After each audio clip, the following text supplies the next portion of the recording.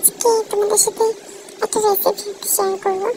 তো 10 মিনিটে চিকেন রান্না হয়। তো কীভাবে রান্না করি সব তোমাদেরকে ভাবলাম তোমাদের সাথে শেয়ার করি। তো আলুটা আমি ভেজে নিয়েছি, লাগছে পেঁয়াজ, টমেটো, আদা, রসুন, কাঁচা লঙ্কা। তো আমি কোনো মশলা করছি না, জাস্ট একটু মশলাটা।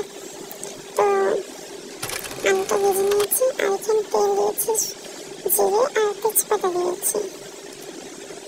দেওয়ার পর একটু লাল লাল করে পেঁয়াজটা একটু লাল লাল করে ভেজে নিয়ে তার মধ্যে দিয়ে দেবো চিকেনটা হালকা একটু ভেজে নিয়ে।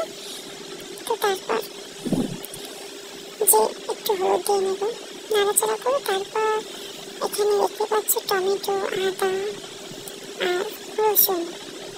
তো এগুলো সব দিয়ে হলুদ দেবো একটু, আর একটু শুকনো লঙ্কা। টমেটো একটু কম হয়ে গেছে, তাই আর একটা টমেটো দিয়ে দিলাম। তো একটু নাড়াচাড়া করে নেব, নেওয়ার পর লঙ্কার গুঁড়ো একটু অ্যাড করছি আজকে।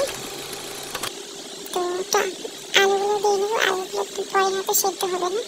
তো ভালো করে নাড়াচাড়া করে নেব, নাড়াচাড়া করে নিয়ে তো দেখতে পাচ্ছ লাল লাল কিরকম ঝাল ঝাল হয়েছে।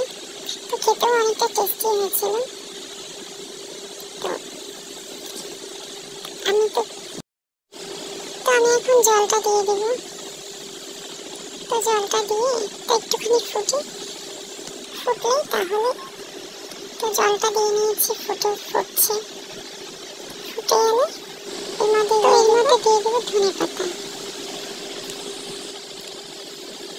তো সাথে একটু গরম মশলা। তো যে কড়াইটাতে রান্না হয়েছে, তো সেই কড়াইটা নিয়ে কেউ পছন্দ কমেন্ট করো না যে এত কালো কড়াইটা, তো পরিষ্কার করো না।